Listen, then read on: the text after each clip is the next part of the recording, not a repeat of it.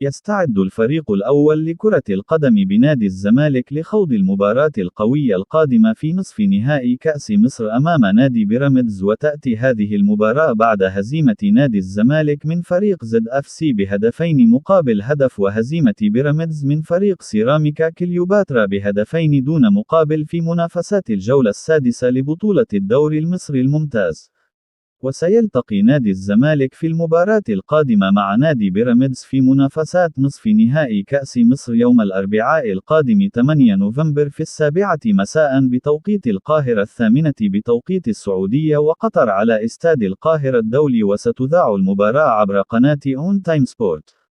وسيلتقي الفائز من مباراة نادي الزمالك وبيراميدز مع النادي الأهلي في نهائي كأس مصر بعد تأهله بالفوز على إنبي ب3 أهداف نظيفة.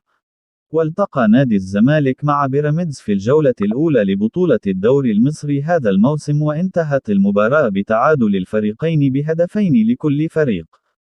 وتقابل نادي الزمالك مع نادي بيراميدز في بطولة كأس مصر مرتين. حقق الزمالك لقب كأس مصر في المباراة الأولى بعد الفوز بثلاثية نظيفة موسم 2019، ونجح بيراميدز في الفوز في المباراة الثانية بركلات الترجيح في الدور نصف النهائي.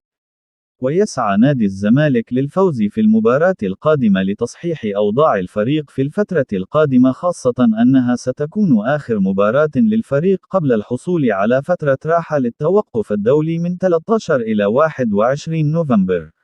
ليعود الفريق بعدها لخوض مباراة مهمة في دور المجموعات ببطولة الكونفدرالية الأفريقية أمام فريق أبو سليم الليبي يوم 26 نوفمبر.